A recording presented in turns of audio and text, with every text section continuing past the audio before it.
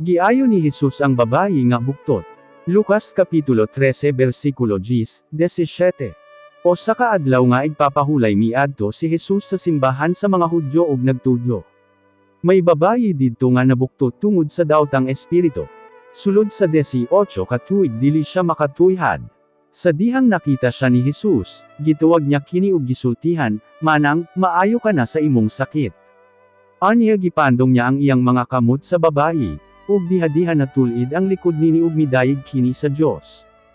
Apan nasuko ang tigdamala sa simbahan, tungod kay nang ayo si Jesus sa adlaw nga igpapahulay.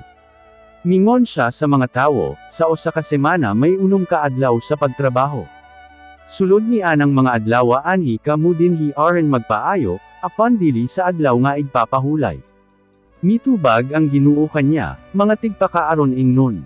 Kon may baka o kabayo kamo, kubaran ninyo kini ug guyuron ngadto sa imnanan bisan pa kon adlaw nga igpapahulay.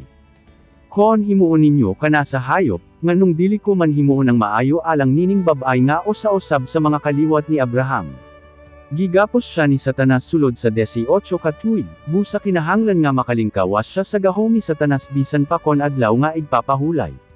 Tungod sa tubag ni Jesus naulawan ang mga mikontra kanya. Sa laing bahin, nalipay gayud ang mga tawo tungod sa iyang gipanghimo nga kahibulungan.